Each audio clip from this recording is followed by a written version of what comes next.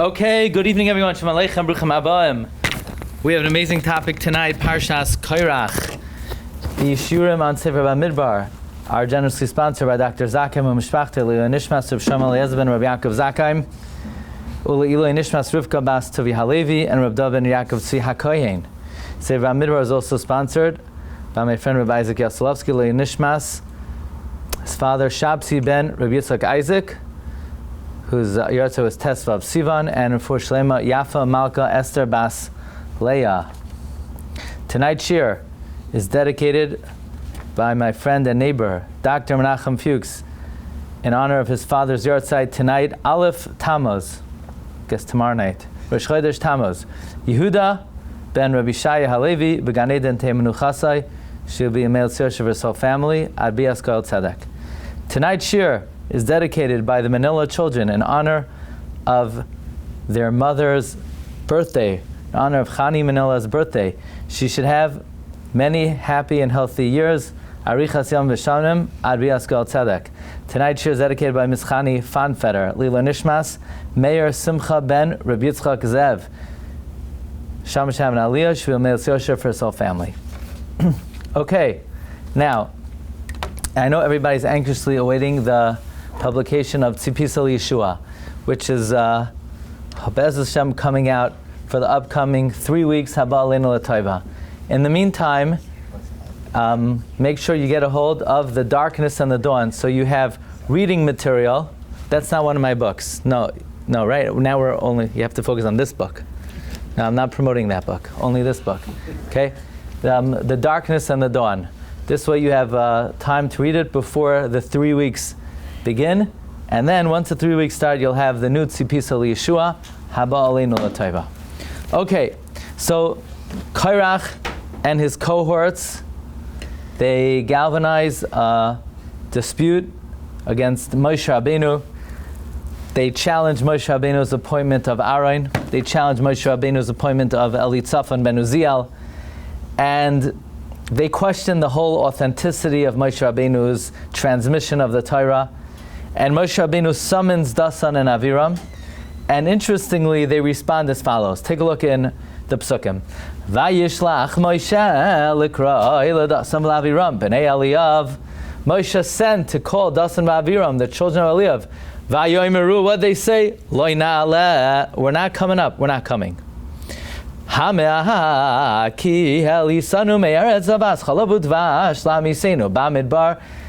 It's bad enough you took us out of the land flowing with milk and honey, namely Egypt, to kill us in the desert. It's bad enough you took us out of a good land to bring us to this lousy desert. Now you want to exert authority over us.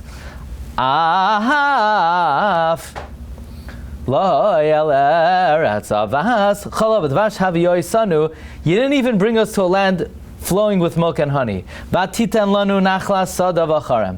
you gave us an inheritance of a field and vineyard.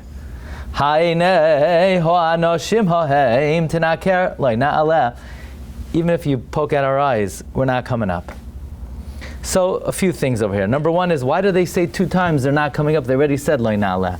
In Pasuk Yud Beis, Vayomeru Loi Na'aleh, they said we're not coming. So why do they have to repeat again in Pasuk Yud Daled, Loi Na'aleh? Yeah? I knew that was bothering you. That's why you came tonight. You know? We read this, it's in the very beginning of the Parsha. You ever wonder? I'm sure you've seen the Parsha before. Why does it say Loi Na'aleh 2 times? But the more difficult thing here is they say, you know why we're not going to listen to you? Because you didn't give us fields and vineyards.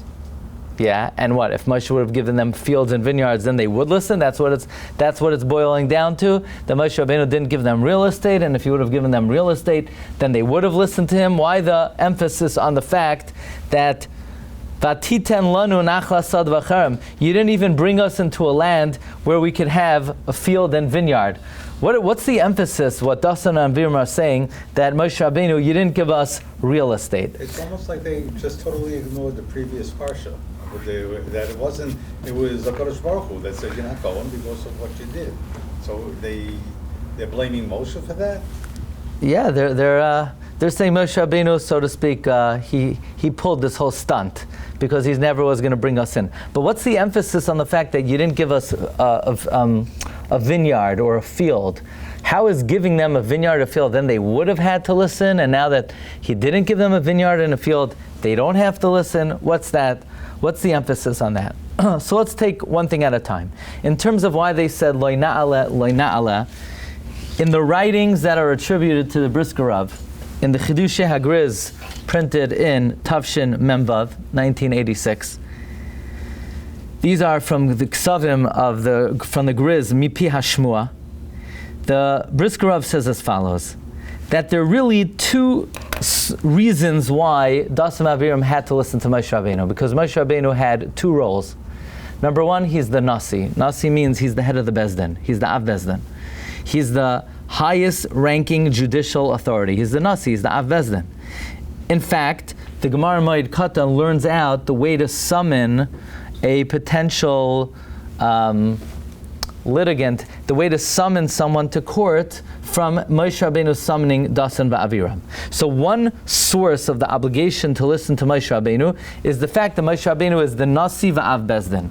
But there's another point. Moshe Rabbeinu is not just the head of the Bezdin, not just the highest ranking judicial authority. He's also the Melech of Klal Yisrael. He's also the king.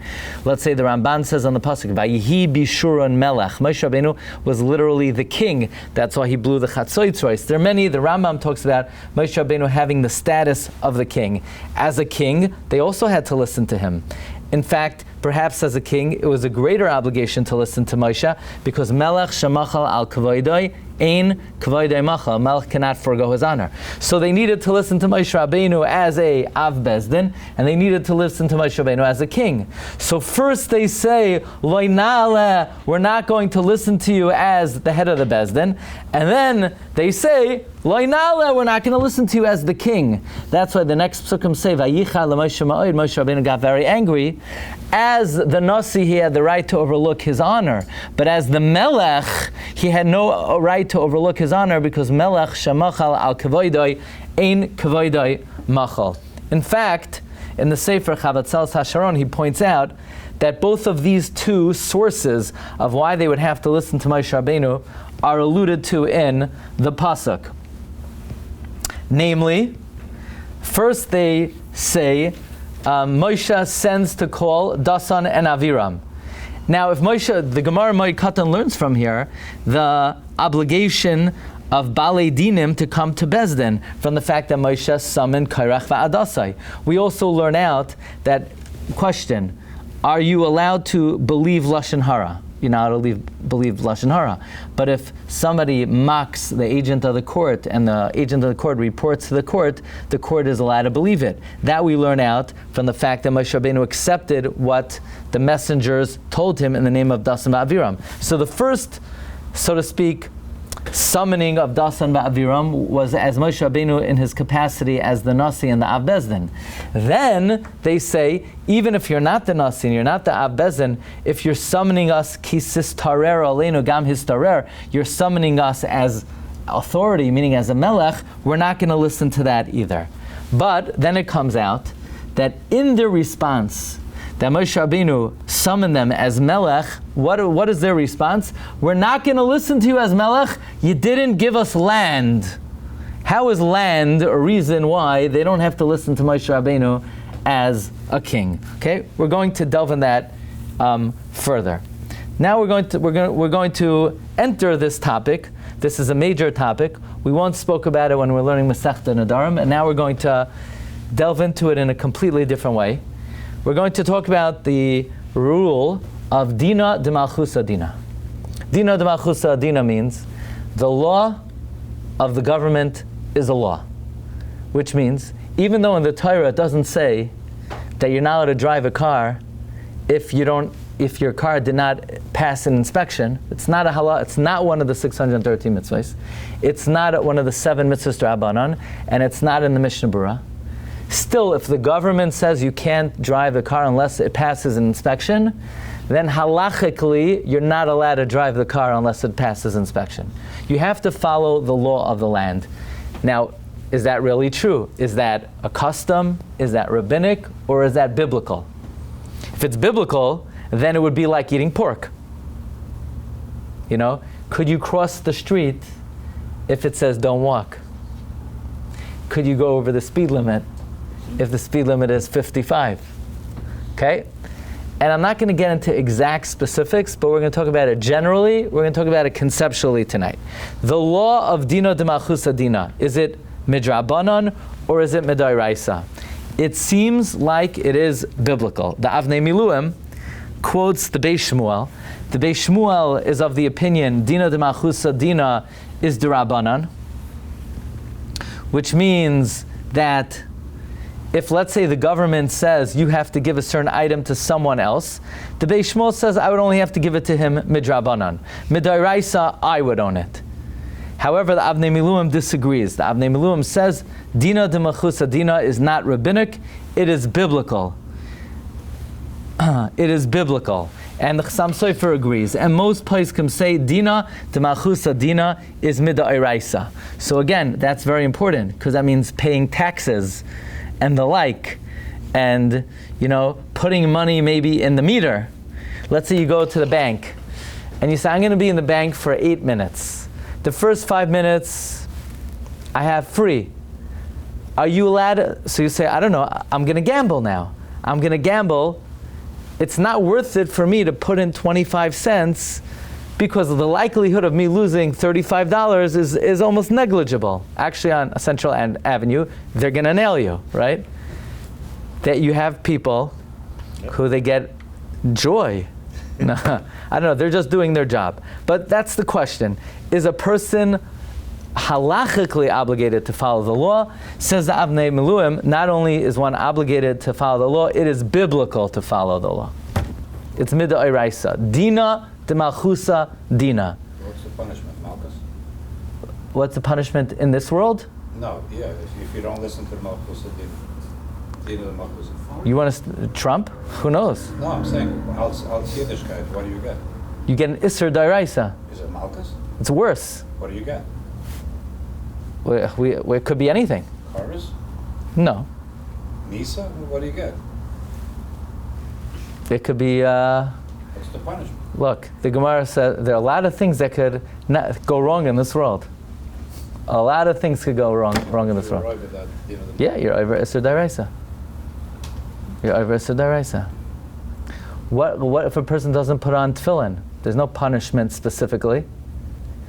But this is a lav. No, it's not a lav. It says you have to listen. Where does it? Okay, one second. We didn't get to where it says anything. Right now, we're just establishing that it's da'iraisa. So right now, we're saying it's da'iraisa. Now, the next step is what exactly is the rationale? What is the source of Dina de Malchusa Dina? Okay. Now that we've established the Beis Shmuel holds its Rabbanan, the Avnei Miluim holds its da'iraisa. I mentioned the Chassam Sofer holds its da'iraisa. What is the source of Dina de Malchusa Dina? Does it apply in every country? Does it apply maybe only in Eretz Yisrael? Does it apply only in the United States of America? Okay, so let's see. We're going to start sort of backward tonight for a certain reason. The Rashbam in Baba Basra says, "Kol masim v'arnuniyos," all taxes and levies, umin hagoy shel mishpatei malachim, and all the practices of the laws of kings, sheragilim lahanig b'malchusam, that they accustom in their Medina. If you go over the meter, you're $35. If you violate alternate side parking, $55. You park by a pump, $135. Handicap. I don't know all the rules, Baruch Hashem. Then there's points, and there's fines and points, and so on and so forth. All of these rules have a halachic status. Why? Shekol b'nei hamalchus mekablim aleim eretzoinam chukei hamelech. All the citizens of a particular country accept upon themselves willingly the laws of the king. So you say, really? No one asked me. Yeah, we asked you. You're living here? You're living here? You've accepted it. If you don't accept it, go to Guatemala. Yeah? Or go to Chile. Or go to North Korea. You want to live in the United States of America? Then that means you willingly accept the law and you're obligated halachically to follow the law. V'hilkach din gamarhu. The same way, you can't bring a phone into a shul. You know that halacha. Otherwise, you're desecrating the sanctity of the shul. Same way you can't talk by davening. You can't violate the law. Ve'ein lemachzik b'mamayin chaveroi al pichoy kamelech hanahog be'ir mishum gazal. And if the government takes money away from Ruvain and gives it to Shimon, Shimon is not a robber. Shimon is following the halacha because the government awarded him the money. The Trumas Hadeshen concurs with the Rashbam. The Trumas Hadeshen says, we see that all rulers put different levies and taxes, and if you have decided to live in a place, it's an implicit acceptance upon yourself, the laws of the land. So you'll say, and what am I doing? What am I violating if I don't follow these monetary codes? You're stealing. You're stealing. You're a gazlan. You're stealing. So what does that mean if you're stealing? L'chayra, that means you can't be an aid. We can't go at a wedding. They say, do me a favor. We want you to be aid kedushin. Say, no, thank you. Why? You're not feeling good? Don't get involved. You're not a kosher witness. You're a gazlan. If you don't follow the legal monetary rules of the country you live in, you're stealing. What do you mean? I never accepted it. You did. You implicitly accepted it. If you live somewhere, you accept it upon yourself. And even if you don't, the society that you live in accepts it upon themselves, whether they like it or not. That's the opinion of the Rashbam and the Trumas Hadeshen. What about Eretz Yisrael? I didn't say anything about Eretz Yisrael. This would apply in Eretz Yisrael also. Anywhere. If you live, if you live in Yemen with the Houthis, you would have to follow their rules. Let's say you live in Iran, then the rule is after. And they tell you they won the war, and everyone has to go into the central market and pay homage to the supreme leader. Then that's the rule. Then you got to follow the rule. Okay. Now, that's one pshat. That's the Rashbam. There's another approach to Dina d'Malchus Dina, and that's Rabbeinu Yoina in Aliyos to Rabbeinu Yoina. Aliyos to Rabbeinu Yoina says that Dina now. Does this apply only to monetary law? What about if they say, I can't go past the speed limit? So someone who goes past the speed limit, again, I'm not getting into, could you go up to 9 miles an hour because it really means 55 means 64. I'm not getting into that. You have to, whatever, I'm not here to interpret the law. I'm not a legalist. I'm here to say whatever the law is according to the Rashbam, does it only apply to monetary law or does it apply to also personal conduct? Rabbeinu Yoina says the way Dina d'Malchus Dina works is hefker, bezdin, hefker. That the rulership, the monarchy, the sovereignty, the government has monetary ownership of your property, and they could render it ownerless. In other words, you say, why do I have to pay so much taxes? I went to work. And why do I have to pay? The answer is because they own the money. Because whatever you own, they own. It's through the process of hefker, bezdin, hefker.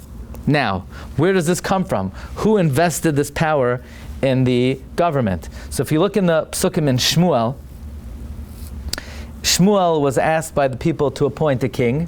And Shmuel said, do you know what a king is all about? If the king says that he wants to take your children to lead his chariots and to run before him, then your children belong to him.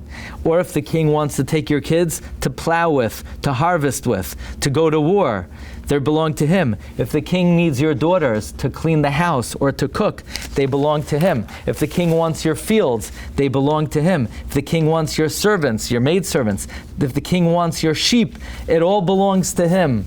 In fact, the Kiryas Sefer on the Rambam says that the din of Dina d'Malchus Dina is learnt out from the laws of a king.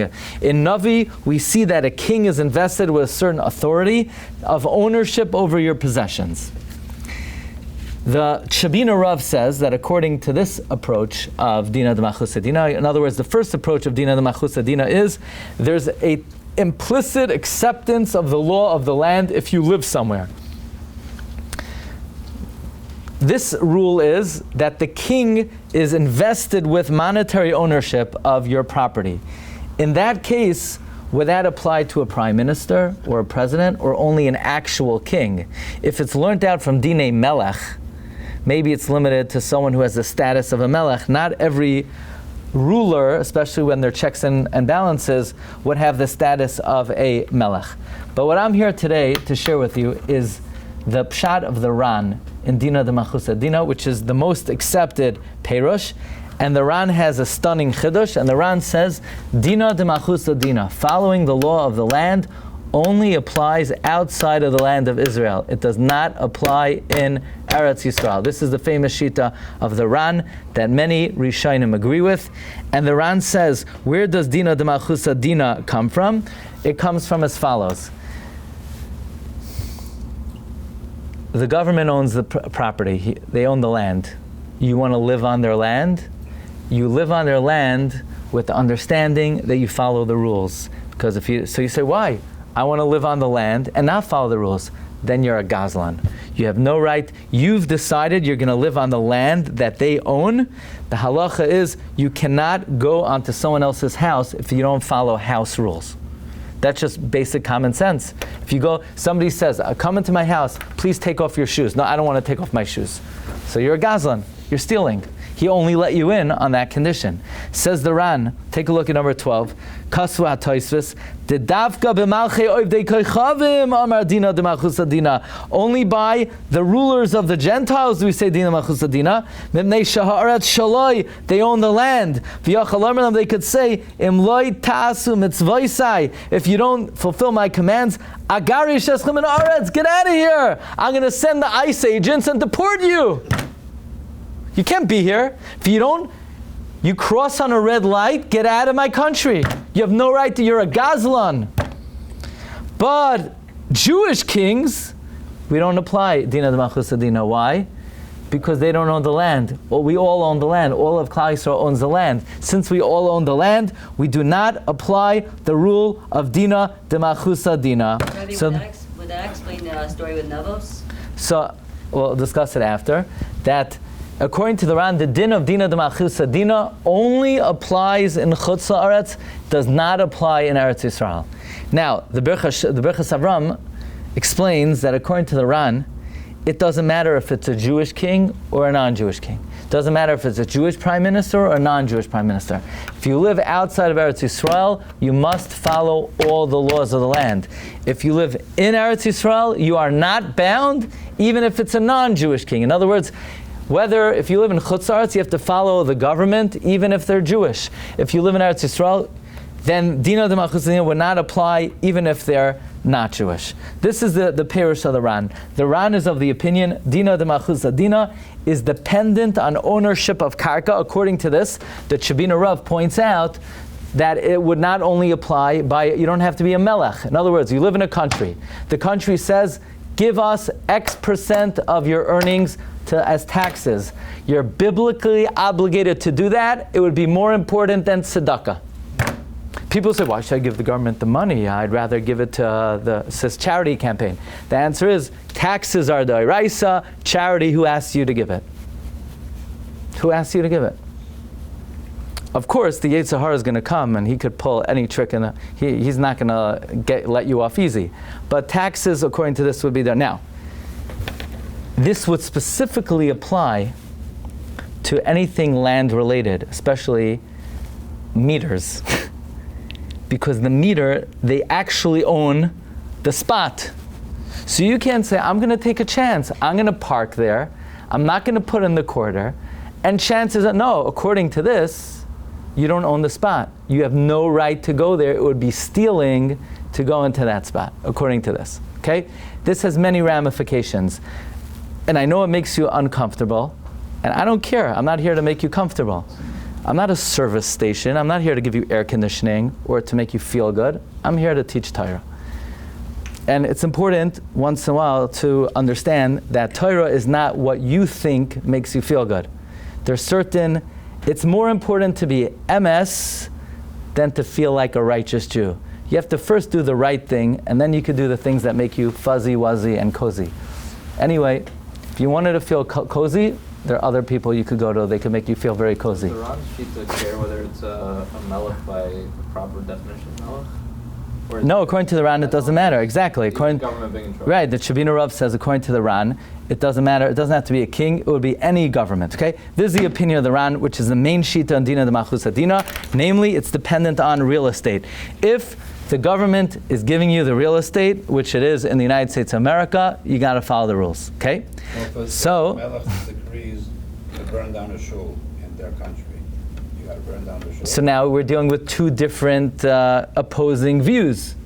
On the one hand, it's Dina de Machus Dina, but we also have other laws. So now we have to know which one is more important. Look, if your father tells you to violate, you have to listen to your dad.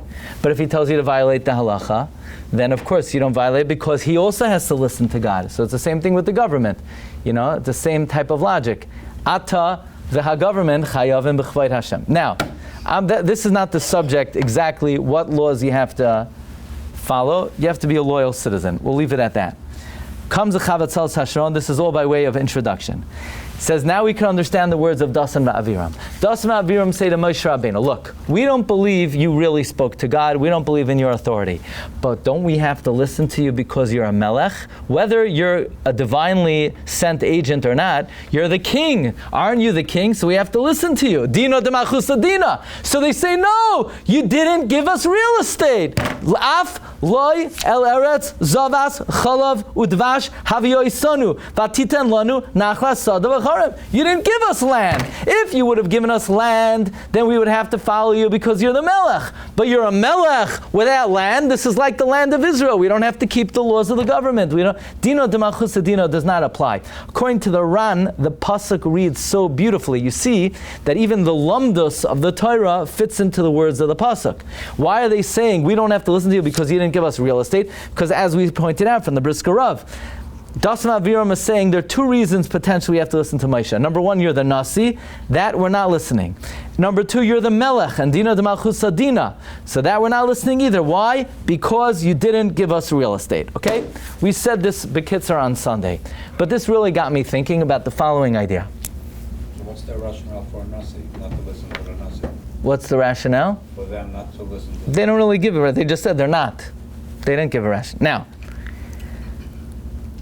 so in Eretz Yisrael, the laws of Dina de Malchus Dina do not apply.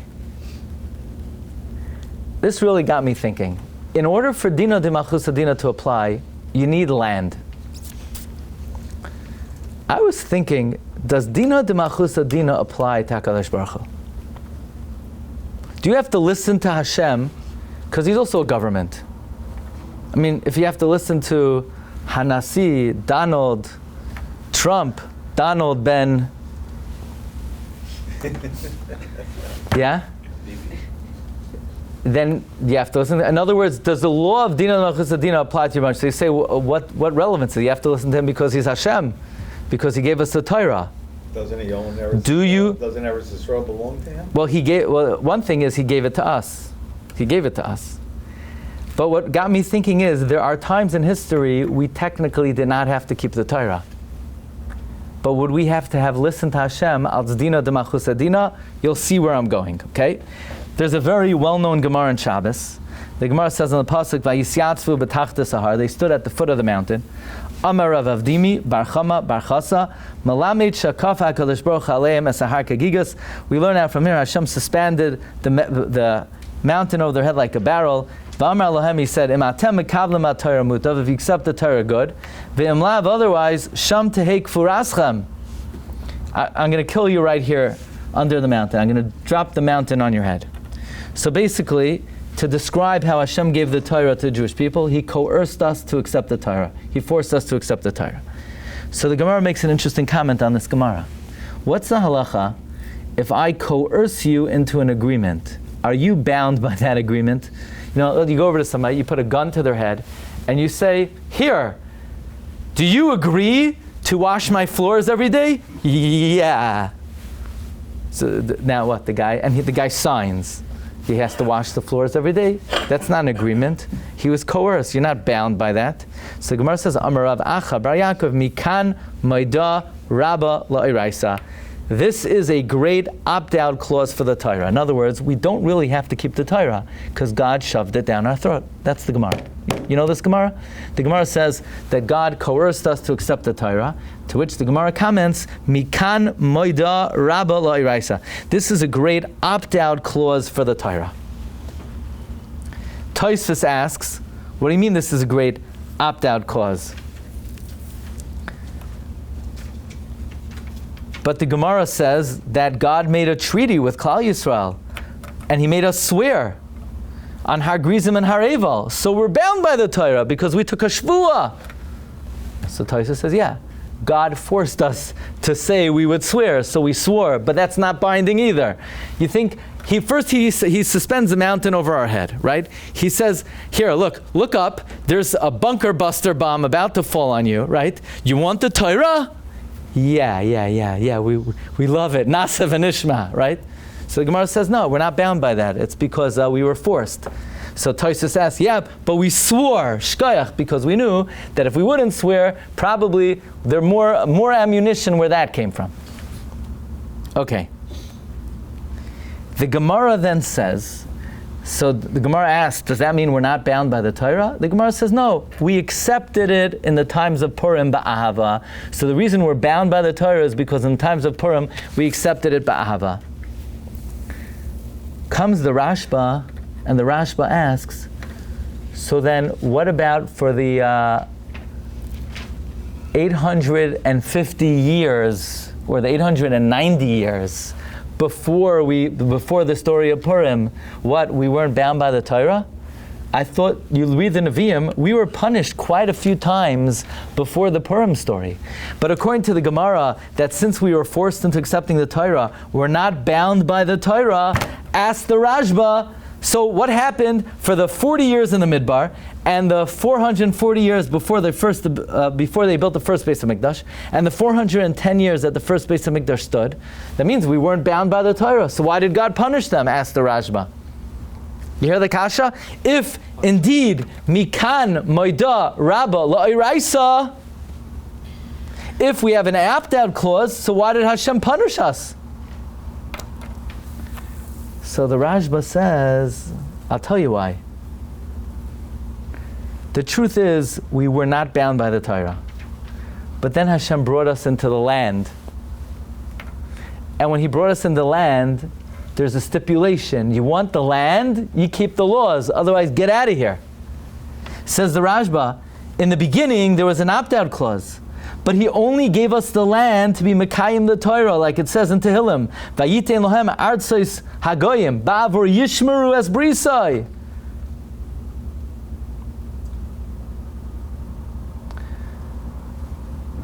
So the truth is that originally, when we were in Eretz Yisrael, there was an opt-out clause. So Hashem kicked us out of the land. So Klal Yisrael thought that we don't have to keep the Torah anymore. Until in the times of Purim, we accepted it ba'ahava. So I'm thinking about this. So think about it like this. When God gave us the Torah, were we bound by the Torah? Nope.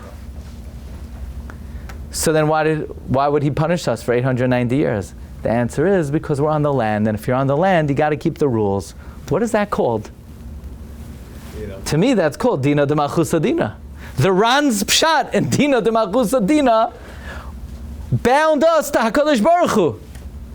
So we know that Kol Mad Tikkun Rabbanan Kein D'Oraisa Tikkun. Whatever rules there are based on what's in the Torah. It's almost as if what bound us to HaKadosh Baruch Hu until Purim, Dina de Malchusa Dina to HaKadosh Baruch Hu, because He gave us the land. Even though maybe the Ran would say, but what do you mean He gave us the land? But He gave it to us. So if He gave it to us, we own it. Dina de Malchusa Dina doesn't apply. No, it doesn't apply to the government, the Ran says, right? The Ran holds Dina de Malchusa Dina does not apply to the government in Eretz Yisrael because they don't own the land, we own the land. But if we got it from HaKadosh Baruch Hu, so the stipulation, the understanding is we can only stay on the land if we keep the rules. Which gives me a very big insight into why Shmita is so important. If you don't keep Shmita, then all the klolis of the Toichacha come. Why is Shmita so important? Because if Shmita demonstrates, Hashem owns the land. If you don't accept that Hashem owns the land, basically for 1,000 years, we didn't have to keep the Torah. So the foundation of the whole Torah, until Purim, is the fact that Hashem owns the land and He gave it to us on condition we keep the law. So if you don't keep Shmita, there's no Torah. You don't have to keep anything. Because if you don't believe Hashem owns the land, we're not bound by the Torah. That's the Rashba. The Rashba is quoted by one of the Achronim called HaKoisev. I looked up the Rashba. It does not appear in Chidushei HaRashba. But you know who quotes the Rashba? The Parashas Drachim. Yeah? The Parashas Drachim quotes the Rashba. Again, it is not found in Chidushei HaRashba, but the Achronim quote it. And the Rashba says this amazing idea that before the story of Purim, the only thing that bound the Jewish people to the Torah is the fact that Hashem gave us the land, and if we're going to stay on the land, we better put a quarter in the meter, and we better keep the 613 mitzvahs. If you don't keep by the way, which gives you a much deeper understanding of the importance of keeping the Torah in Eretz Yisrael. Because as much as you have to keep the Torah anywhere in the world, it becomes, according to the Rashi, you're elevated that in Eretz Yisrael there is a Dina de Malchus, a Dina ta HaKadosh Baruch Hu, which, by the way, works very well with the Ran. The Ran says there's no Dina de Malchus, a Dina to the government in Eretz Yisrael. Why? Because you have Dina de Malchus, a Dina ta HaKadosh Baruch Hu. Hashem gave you the land, so now we can't make a secondary stipulation. By the way, you can only be on the land if you follow what the...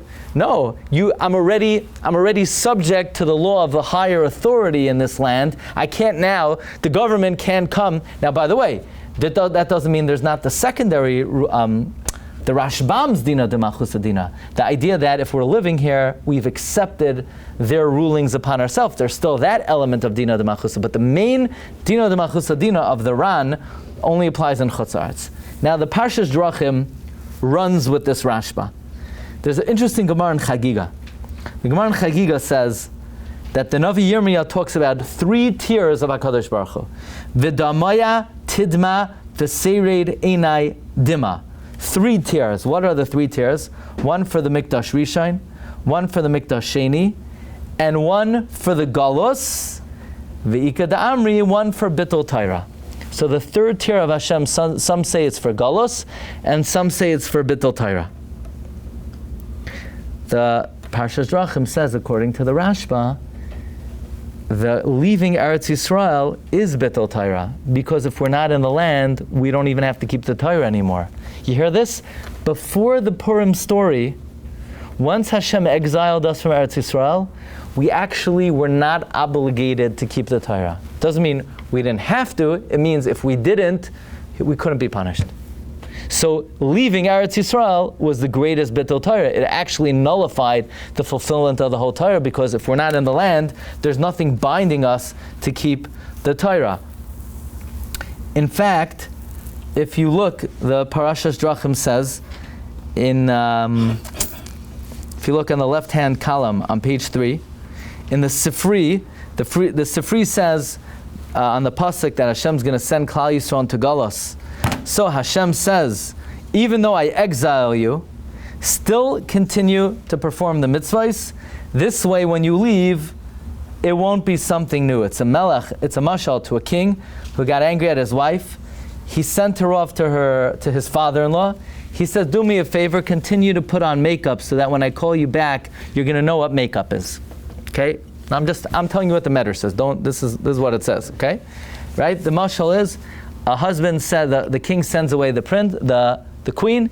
He tells her, I'm banishing you, but don't stop with the makeup, because when I bring you back, I need you to be in the routine of makeup. So the Ramban asks, Hashem is telling us when we go into Galus, we should keep mitzvahs, so that when we come back, we don't forget how to do it. Why doesn't Hashem say that when we go into exile, we have to keep mitzvahs? Because we have to keep mitzvahs. What's Chazal saying? That the only reason we keep mitzvahs in the Galus as practice, we have to keep mitzvahs in the Galus because we're expected to keep the mitzvahs. The answer is no, we're not. Before the story of Purim, when we went into Galus, Hashem could not bind us to keep the Torah. Because hey, since he coerced us to accept the Torah, we have an opt-out clause. The only thing binding us is being in the land. Once we left the land, according to the Rashba, the Parshas Drachim says, we are not obligated to keep the Torah. Says the Parshas Drachim further. There's a Rashi in Eicha. Sachaku al mishpateha. You know that pasuk? They mocked us over Shabbos. The Goyim said, I don't understand. When you live in Israel, you don't keep Shabbos, and then when you come to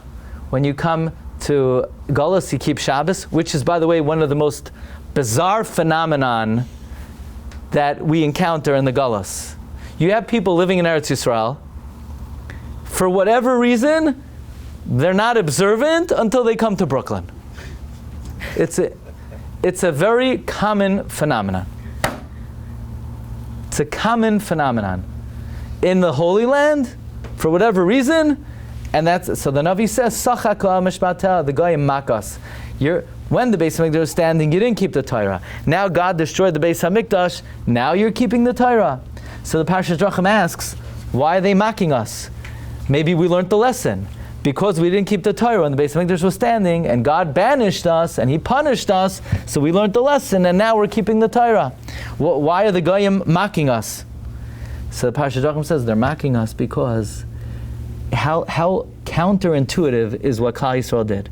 When they were in the Holy Land, and they were obligated to keep the Torah, because since they're in the land, they have to keep the Torah because of... Otherwise, Hashem will say, I'm going to throw you out of the land. And we didn't keep the Torah. Now that we left Eretz Yisrael, and we're not bound by the Torah, because again, before the Purim story, there was Moidah Rabba Raisa, there was an opt-out clause, and the only thing binding us was being in Eretz Yisrael, so they mocked us. When you had to do it in the land, you didn't. And now, Dafka, when you don't have to do it, you're keeping it? That's why they're mocking us. Baruch owns the whole world, not just Eretz. Well, we'll have to see about that. He created. You say that like you know. He created it, he owns it. What, he told you? You communicate? Parachim Baruch. When was the last time you had a nevuah, straight up, that God came to you? It's in the Torah. Parachim Baruch came as Shmita. It's interesting. On that Rashi doesn't say we see from here God owns the whole world. He says from here we see God owns Eretz Yisrael. That's because He gave it to Which Aretz? We're going to see. We're going to come to that. He owns it, the whole world. The Parshas Drachim says that according to the Rashba, we could understand the Machlokes Yirmiyah and Tzidkiyahu. We know Tzidkiyahu was a tzaddik gamor. And the psukim in Yirmiyah say that Yirmiyah told the people, leave Eretz Yisrael, go to Bavel, and then God won't burn down the city. You hear what Yirmiyah said? Yirmiyah said, leave Eretz Yisrael, then you'll be safe. And Tzidkiyahu said, don't listen to him. Tzidkiyahu said, don't listen to him. So, what in the world is Yirmiyah telling the people? Leave Eretz Yisrael, and then Hashem won't destroy Yerushalayim? Says the Parashat Drachim, yes, exactly. Yirmiyah knew they weren't keeping the Torah. They're only liable to keep the Torah if they want to stay in the land. If they leave the land, again, this is before the Purim story. After the Purim story, we're bound by the Torah because we accepted it willingly. Before the Purim story, for those 890 years, the only thing binding us to keep the Torah, according to the Rashba, is being in Eretz Yisrael. So says the Parashat Drachim, Yirmiyah told them, I have a great idea, go to Bavel, then you could exercise the opt-out clause of Mikan Moidah Rabba Raisa, and then God won't hold it against you for not keeping the Torah, and He won't destroy the city. And Tzidkiyahu said, don't listen to him, you can't leave Eretz Yisrael. And Tzidkiyahu was wrong. Because Tzidkiyahu, they argued, the Machlokes Yirmiyah and Tzidkiyahu, Shmuel, is, what's your first name? The Machlokes is whether they agreed to the Rashba or not. So Yirmiyah, according to the Parashat Drachim, Yirmiyah held like the Rashba, that the only thing binding us to keep the Torah is being in Eretz Yisrael, and Tzidkiyahu said, nah, even being in Eretz Yisrael didn't bind us, so we might as well stay here. Again, this is classic Parashat Drachim technique taking a Shita on the Rishonim and making it that when you have figures in the Tanakh that have a dispute, like Yosef and the brothers argued whether the brothers have the status of Bnei Noach L'Kula or only L'Chumra or so forth. Okay, now we're going to come to the next step. Because, see, the way I see it, what bound the Jewish people to keep the Torah before the Purim story is what I view as Dina de Malchusa Dina Ta'akadosh Baruch Hu. He gave us the land. If you want to be in the land, you got to keep the law. That's how I view it. That what bound us to keep the Torah before the Purim story is Dina de Malchusa Dina Ta'akadosh Baruch Hu. Comes the Parshas Drachim, and the Parshas Drachim asks a kasha on the Gemara. You ready? This is one of the most classic questions of the Parshas Drachim on Shas. Okay, so if you go home tonight and somebody says to you, "No, Zogibber, what do you say?" You say, "What do you mean? I went to a shir." A shir? What kind of shir? Just like you went to a parsha shir? I thought you're a grown man. You went to a parsha shir? Yeah, no, we learned lamdas. Lamdas? You learned the Brisker Rav? Yeah, we learned the Kisvei Hagriz. No, but you didn't do a Parshas Drachim? No, we learned the Parshas Drachim. It's going to go very far. The Parshas Drachim it will earn you a lot of brownie points. Or at least it should. Okay? This is one of the most famous questions of the Parshas Drachim. Frek the Parshas Drachim, the Gemara says that before the Purim story, Mikan Moidar Rabbaloi Raisa, we weren't bound by the Torah because Hashem forced us to accept the Torah. Asks the Parshas Drachim, what do you mean we weren't bound by the Torah? If we're bound to the government because of Dina de Malchusa Dina, then aren't we bound to HaKadosh Baruch Hu through Dina de Malchusa Dina? That's the Parashat Drachim's question. Again, the Gemara says that before the Purim story, Mikan Moidar Rabbaloi Raisa, we have a great opt-out clause because we could say, Hashem, we don't have to keep the Torah. You shoved it down our throat. Ask the Parashat Drachim, maybe we don't have to keep the Torah as an agreement, but what about Alza government? God is at least as strong as HaNasi Trump, and if you have to listen to him, of course you have to listen to God. Dina de Malchusa Dina. Now, I already answered that question. That's exactly what the Rashba says. Because the Rashba says, well, if there's an opt-out clause, then why did Hashem punish us? To which the Rashba says, because we were on the land, and if you're on the land, you have to keep the law. And I call that Dina de Malchusa Dina. So the Parshas Drachim's his most famous question he ever asked, I think we answered it tonight. The whole presentation I presented to you, that according to the Rashba, why was God able to punish us before the Purim story? So what does the Rashba say? Because we're on Eretz Yisrael, and when you're on the land, you have to keep the law. And we showed that logic of keeping the law on the land is whose svara? The Ran svara and Dina de Malchusa Dina. So the Rashba asks, what's the Gemara's kasha, Dina de Malchusa Dina? What's the Gemara's kasha that we don't have to keep the Torah because we were forced, but what do you mean we have to keep the law because of Dina de Malchusa Dina? So I would say, exactly, that's how the Rashba explains the Gemara. When the Rashba asked on the Gemara, how could Hashem have punished us before Purim? His answer is really the question the Parashat Drachim has on the Gemara. But this, again, let's just isolate the question. The Parashat Drachim's question on the Gemara is that how could the Gemara say that we didn't have to keep the Torah because we were forced? What about Dina de Malchusa Dina? I want you to see it inside, because at least at the Shabbos table, you're going to say it over.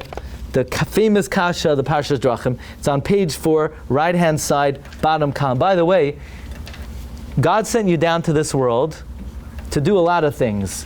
One of the things should be at least one time in your life to see the words of the Parshas Drachim. That should be on your bucket list. You know, people have bucket lists.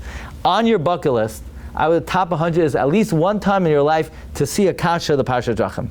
He says, in the bottom paragraph, right-hand side, the koidem kol davar nedaktek b'may damrinan mikan moida rabbalai raisa the haloi shaycha moida a moida, an opt-out clause, ela b'mi is only possible. Ela b'mi she'anesas chaver lasis is a davar shelo kitzon, if you force your friend to do something. Aval melech shemetzav la'avodav she'asu kach v'kach, a king who commands his servants to do something, harei mechuyavim la'soisa, they have to do it. They ain't can tainas oines. You can't taina I was coerced. Dehakai malan in the darim. Dina demachusa dina. V'kosha kain dina demelech ma'achei amlachim. Yisbarach Shemai. So even if Hashem coerced us, don't we have to listen to him? Now the Parshat Drachim says the Rajba himself asked this question in the way he phrases this question, that maybe we have to listen to Hashem because of Dina D'Malchusa Dina. So the Ran answers very interestingly. The Parshat Drachim answers, Dina D'Malchusa Dina does not apply to Eretz Yisrael at all. You know why? Because what's Hashem going to say? You're in my land, you have to keep the law. If you don't keep the law, get off the land. I have a question. Let's say somebody comes to you and says, you're on my land?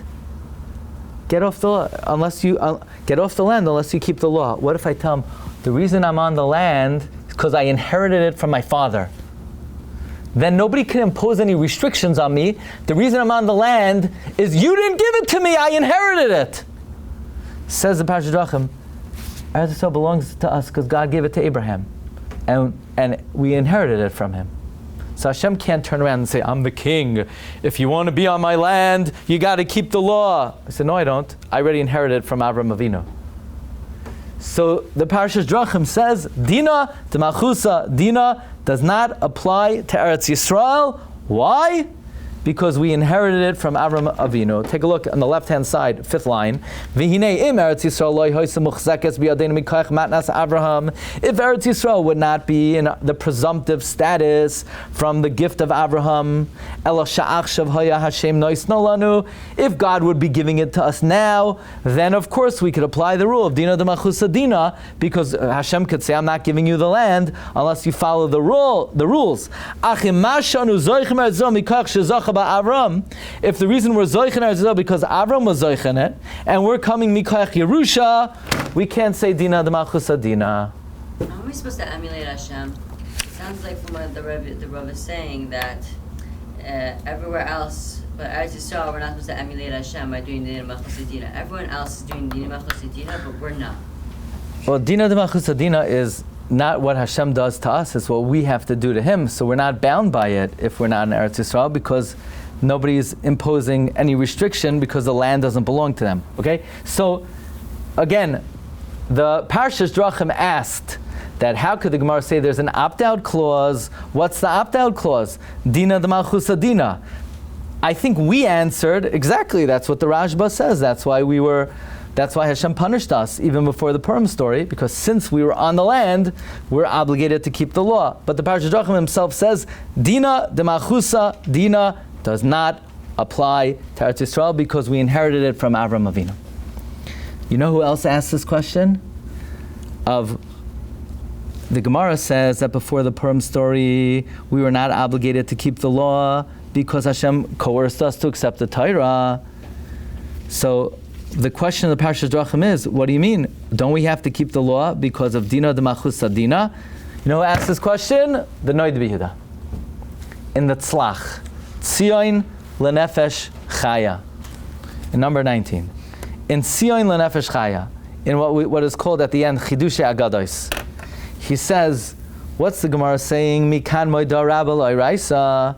But God has to be as strong as the government.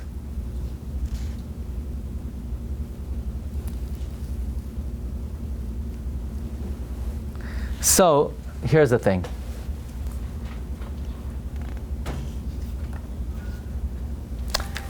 Dina, what if the government says, okay, Jews, you have to keep this law and nobody else?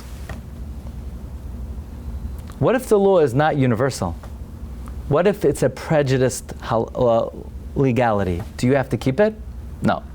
Dina D'Malchusa Dina only applies if it's universally imposed. So the question is, so therefore, says the Rabbi Yehuda, you can't say Dina D'Malchusa Dina would obligate us to keep the Torah, Because Hashem doesn't ask all of mankind to keep the Torah. He only asks the Jewish people to keep the Torah. If so, legabe dina de malchusa dina, it's, so to speak, a prejudiced law. We have to keep it because He's Hashem, but as government, you don't have to keep it because it's not universal. If it's not universal, we don't have to keep it. But then you'll say, what do you mean? But what if Hashem is only our king and He's not the king of the nations of the world?